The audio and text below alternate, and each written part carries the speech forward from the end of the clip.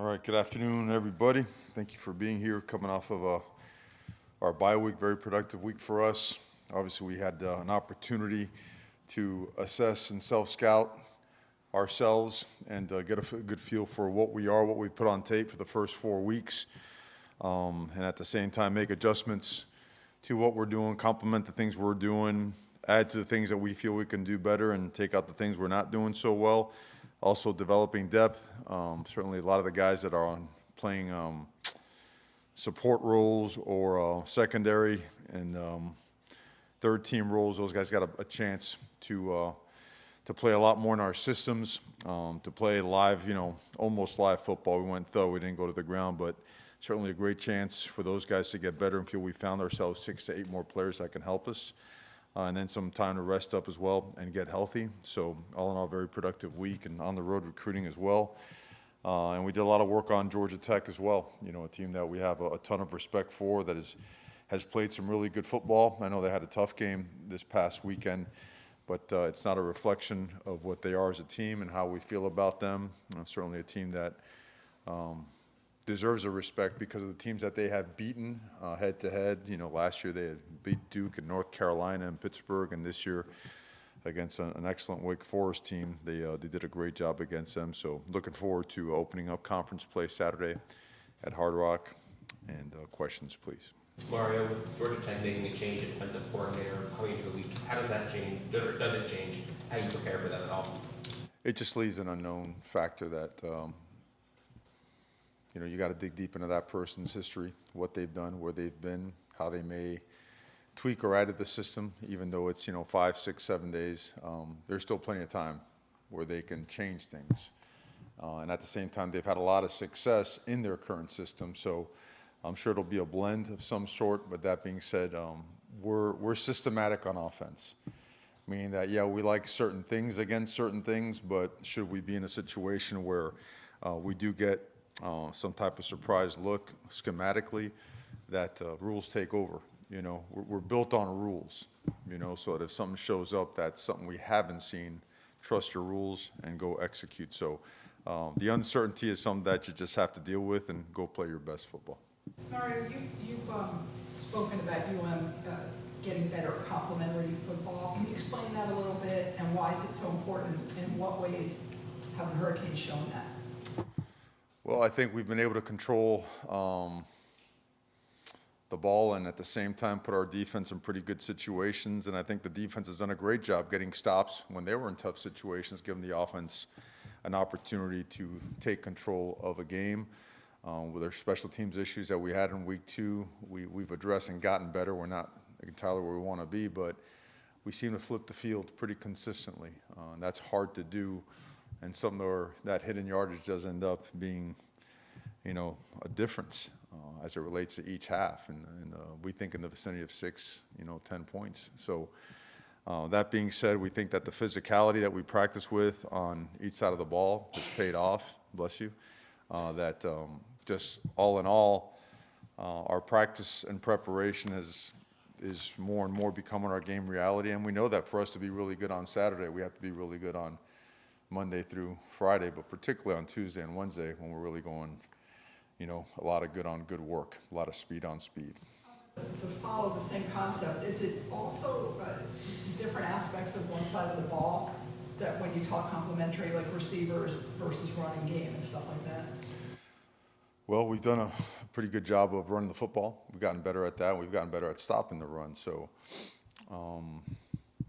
we haven't run an extraordinary amount of plays in any particular game. Our play count is actually a little bit lower than we thought it would be, but that being said, the defense has done a great job just getting the ball back to the offense, and first and second down success has led to some fairly decent third down success, an area we're trying to get better at. We worked on in the bye week as well as red zone offense and defense. So I think the reason I think both sides of the ball are progressing is because the way we practice, and we're throwing the ball better because our defense really challenges you to throw the ball better.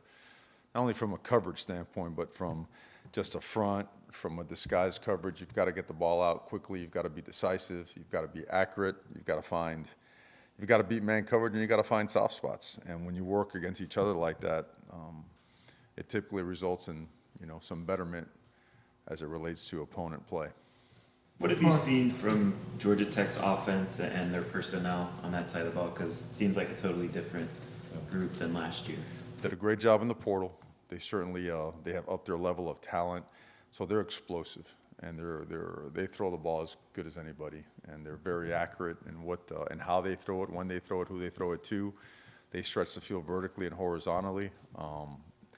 They do a great job with shifts and motions, present a lot of eyewash to try to get you and catch you in some violations or whatnot. They do a great job getting downhill in the run game in the form of counter, wide zone, tight zone, slips, pitching the ball to the perimeter. They're challenging. Their change of pace presents some issues as well, and they do a great job up front. Coach Key's an offensive line coach by trade, so obviously that's an area of emphasis for them. They do a good job beating people up at the line of scrimmage, and they've done that this year. Hey Mario, you said you found 6 to 8 new players who will help you, which is obviously great. A, do you want to identify any of them? And if not, which is understandable maybe, B, just talk about how important that is, on a team that maybe didn't have as much depth as you wanted coming into the season. A, not really, but they're, you could just imagine the guys that have been playing on special teams are just jumping there more. A guy that already was developing and playing well that has to be highlighted is Jaden Harris. That guy's, you want to talk about a transition, a transformation, so to speak, of a guy that was playing on special teams and maybe not playing with a lot of confidence in our scheme is now as dependable as any player on our football team. But, a lot of guys got out there, they got some time. Matt McCoy got a bunch more time. All the running backs have been getting time. The tight ends, they continue to progress. Riley's certainly getting a lot more time out there as well. Ryan Rodriguez is a guy that's getting more time. He deserves it. And then you look at the defensive line, all those guys played well. Thomas Score is really playing at a high level. Jake Lichtenstein's coming on strong. The emergence of Harrison Hunt, he was already playing, but his role becomes more prominent. The edge guys, Jaden Wayne, you saw him play, and that role has increased more and more. So that was A. I know you mentioned B. What was your B question? I'm sorry.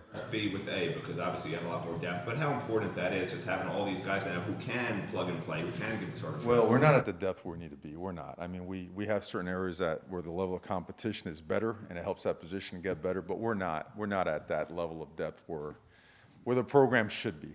Let's just say that. That takes a couple of years to get to, both from a recruiting standpoint, whether it be the portal or whether it be high school recruiting, and then development-wise. These guys, they got to live in the weight room. They got to change their bodies. We got to mold them mentally, physically, on the inside and out.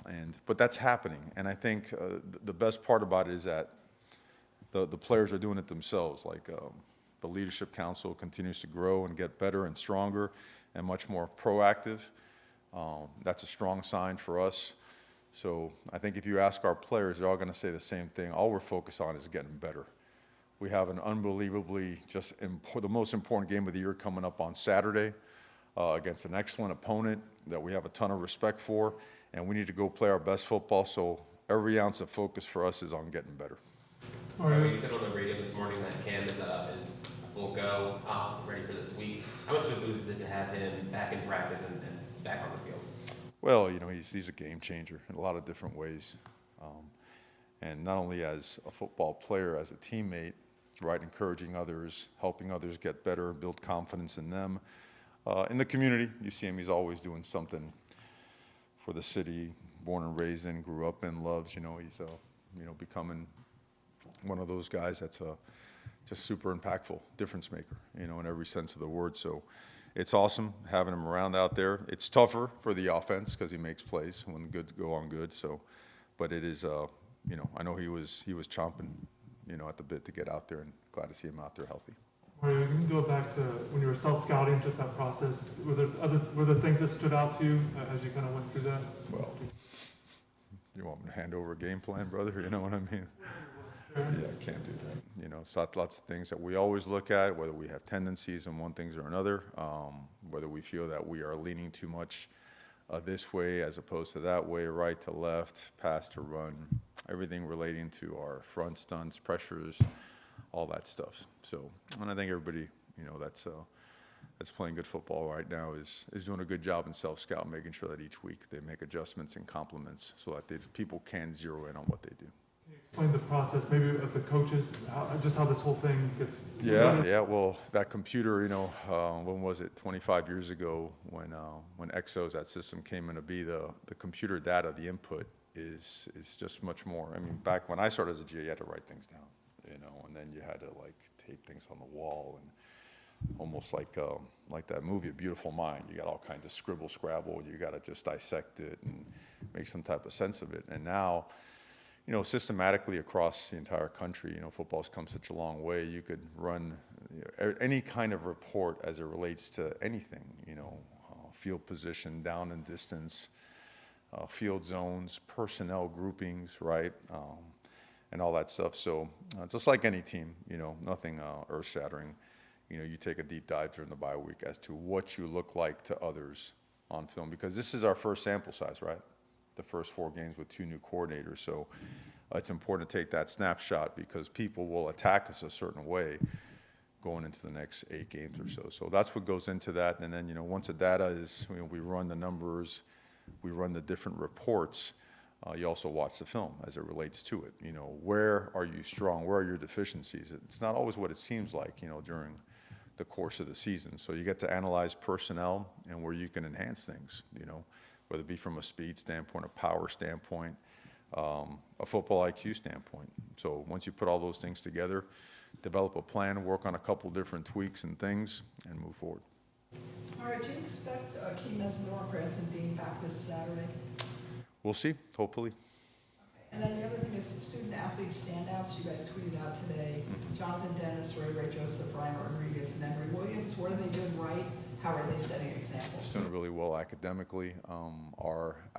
Jessica Lopez is a difference maker for us, and her staff, they get after it. The cultures it's all in line now. It's the training room, the weight room, football, academics, the administration. It's all being aligned, which is the most important thing, right? When you're trying to rebuild a football program, and that part of it, I can't brag on them enough. The turnaround GPA-wise, the amount of diplomas that are already in hand, on how many master's diplomas we are working on. And so she's made it very competitive in there, and she's made academics a fun thing, a high achievement mentality thing. And those guys this week just happen to stand out a little bit more than others in the form of the results of some of their tests and quizzes, class participation, involvement somewhere on campus. So she does a really good job selecting who those guys are, and when we do so, we take a top 4 and we make sure that they get their due credit. Mario, Elijah Arroyo, Zion, Javante, they've all been working to come back for a while now. Yeah. How close are they getting to getting Yeah, back? we're real close. We're real close. You're always hopeful at the beginning of the season. We were maybe wishing a little bit too early back then, but now it's a reality. Now we're there. Where you could see, you might be able to see Elijah this weekend. Where Trevante is not far behind. But we're there. We feel like we're going to have a bunch of these guys back and playing. The best part, they're going to be playing at a level where they can play at a high level. You know what I mean? Where their return to play process here has really done a good job. Joe Girardi and Adam, they get after. They do a great job. Vinny Scavo too. We'll probably get jealous if I don't mention him. Arroyo bring to the offense? He's an excellent football player, a great leader, speed, power, point of attack, just C-gap area, just true movement. In the passing game protection, he's excellent. It's like having an extra tackle. And then he stretches the field too. You've seen him. He's a guy that could do it vertically. He could do it in the flats. He could do the intermediate stuff really well. Contested catches, presents matchup problems. He's a real one. He's got a super bright future, and he's another one that's been chomping, at the bit to get out there. So we're fired up to see him. He looks great out there. So hopefully we'll be able to see some action this weekend. On offense, you've been more explosive, more efficient this year compared to last year. You've also improved with limiting negative plays and turnovers. How much was that emphasized as well this year in terms of year-over-year improvement? And Is that a hard balance to find, being explosive and? No, I think whenever you put together a game plan, you're running your passing game, you have to make it as airtight as possible. It's got to have a very high percentage success rate as it relates to protection and as it relates to preventing a negative play. The statistics are staggering in terms of sustaining a drive when it's just 2nd and 10 as opposed to 2nd and 11. It's that critical, not to even lose 1 yard, on any down, but certainly when it pertains to line of scrimmage and control the line of scrimmage and understanding who is blocking who, it's placed at a premium, always. The health of our quarterback, keeping him upright, presenting a favorable pocket where he can operate the right way, as well as making sure our running backs have a chance to get downhill. And should there be a numbers issue, a leverage issue, a free hitter issue, just because we don't have enough people, that there's an outlet, there's a trouble, there's an access throw, there's an alert throw. They're all 3 different kinds of categories. I won't waste your time with that, but it makes it airtight. It gives you an answer and prevents you from running a dead play. Mario, your thoughts on the ACC this season in terms of how the degree of difficulty goes up, or if it doesn't, because the divisions have been eliminated? Only thing really, Susan, right now is Georgia Tech. That's all. I can't even tell you what after the next hour what I'm supposed to do. We're that regimented because we have to be, because we believe in it, and we get the most out of ourselves, our staff, and our players when we do so. So we just feel we have a great league, and it's showing up, right? There's a lot of teams that are ranked in the top 25. There'll be a day that we'll be able to talk about them when we play those teams, but right now it's all about Georgia Tech. It's early, but I think you're in the hundreds in penalties per game. Do you feel like it's been an issue, or they have been maybe good penalties or acceptable penalties? I don't think it's ever acceptable, and I don't ever want to rationalize, hey, they're aggressive penalties. I think that's a bunch of baloney. We've got to do better. That's an area that certainly we're not happy with at all, because some of them are very preventable, right? And so we've got to be more intelligent. We've got to be better coaches, and sometimes we just got to be less selfish, right? And get ready to play the next down, get the ball back, right? Do the things that good football teams do, right? Avoid the avoidables that can hurt you. So without a doubt, we're disappointing ourselves in that perspective. What's the process in deciding when teamwork like? What is the process? What do you want to know? I want to know who's making the call. Adidas, you, like, what's the process? Those are all behind the scenes discussions, I mean, me wearing all black today is not reflective of that decision. I mean, it's the Johnny Cash look is like something that goes on and on all the time. It's something the players, Adidas did a fantastic job with those uniforms. The players wanted to do it, and our leadership council, along with some other players on the team, it's something they really wanted. And we have one rule: make sure when you wear something different, you make it look good. Play to the standard. That's all that matters. You mentioned Ryan Rodriguez a little bit already, but he's played quite a bit the last 2 games. He has. What did you learn about him in that game action? Proud of him because, coming off an Achilles, that's not an easy injury to come back from, especially in a position where you got to push off a lot, right? You got to generate power and movement. And, when you've got the ball in your hand, it's a little bit different, right? It's another element that you got to take into account, the most important element, the football. Getting it back there on the snap count, making calls, making adjustments at the line of scrimmage that tie into everybody, right? 5, 6, 7, sometimes 8 blockers. So proud of him for his diligence, proud of him for his just commitment to becoming better at every part of his game, himself physically, a more dependable guy, and guys that are feeling more and more trust in. So I think his best football is ahead of him, and I look forward to pushing him and grinding him. Good. Thanks, guys.